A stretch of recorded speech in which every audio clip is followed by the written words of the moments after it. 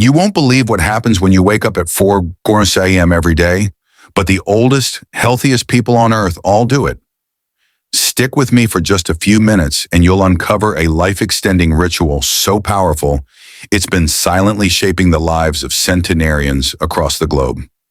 Long before dawn breaks and the world begins to stir, in quiet villages tucked between mountains in Okinawa, sun-bleached towns across Sardinia, and misty countryside homes in Loma Linda, a subtle rhythm begins. It's not the sound of birds, not the rustle of wind.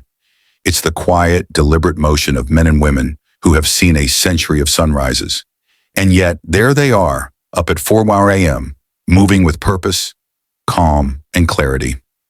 This is not coincidence. This is ritual. Each day begins in near darkness, not with dread or grogginess, but with presence. The first breath is a ritual of gratitude, not whispered aloud, but acknowledged inwardly. These centenarians do not rush. Their pace is gentle, their minds are clear, their movements intentional. In the pre-dawn stillness, the first act is often tea, freshly brewed from native herbs, mugwort in Okinawa, dandelion root in Sardinia, lemongrass in Loma Linda. The process is slow, ceremonial.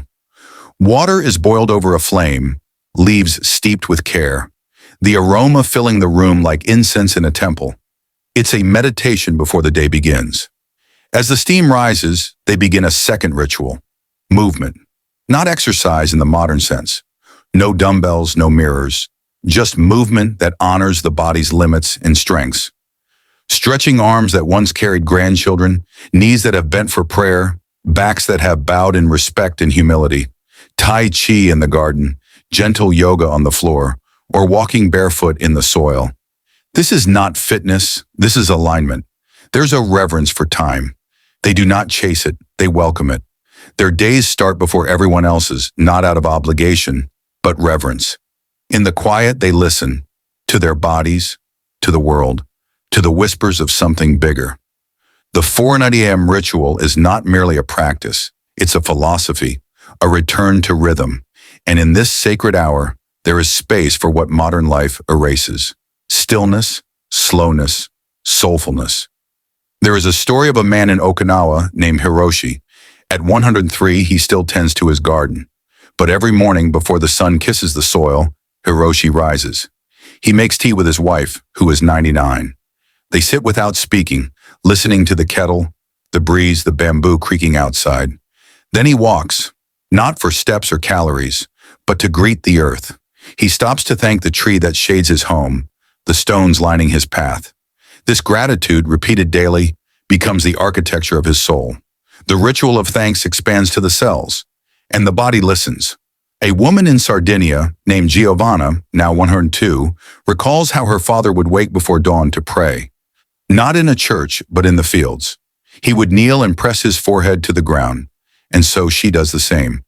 At 4 a.m. she rises, wraps a shawl around her shoulders, lights a candle, and sits. Her morning is a dialogue between silence and memory.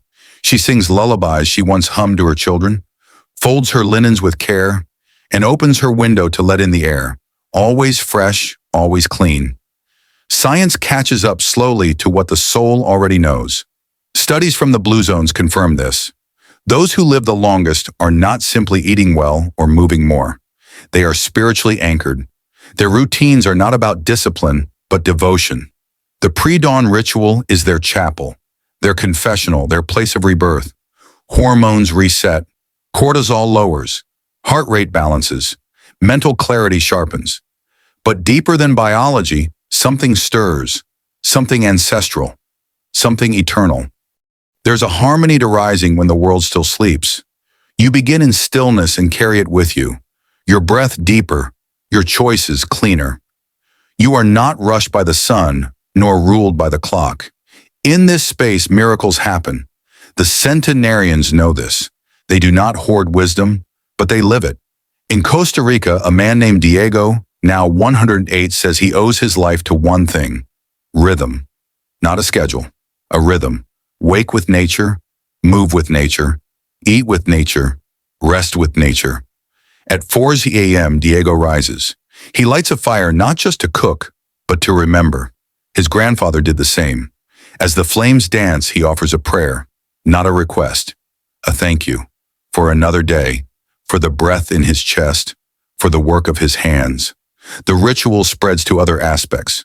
These elders do not eat breakfast mindlessly.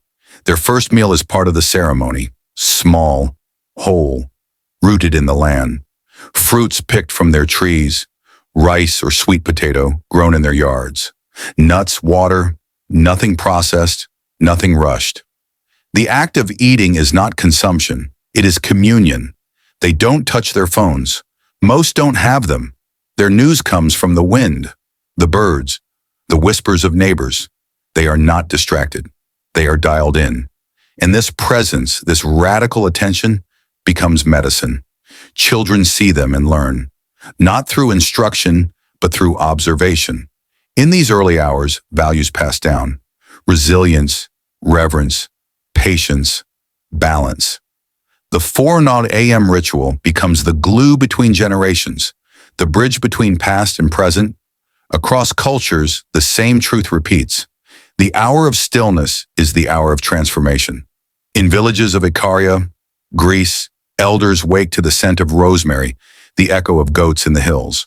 Their ritual includes storytelling, not on screens but through spoken word. Myths, memories, dreams. Their minds stay sharp because their stories never end. Memory is exercised like muscle, and this ritual of remembering makes the body remember how to live. You may ask, can I do this? I don't live on a mountain, I don't have a garden, but you do have time. If you take it, you do have space. If you make it, the ritual begins not in location, but in decision. To rise early, to breathe deeply, to move gently, to listen, to give thanks, to be. Try it. Wake at 4:00 a.m. tomorrow. Light a candle.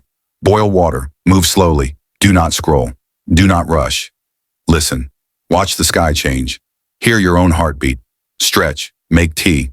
Sit in silence. Thank your body. Let the ritual unfold, not as obligation, but as offering. In 1 month, you will feel a shift.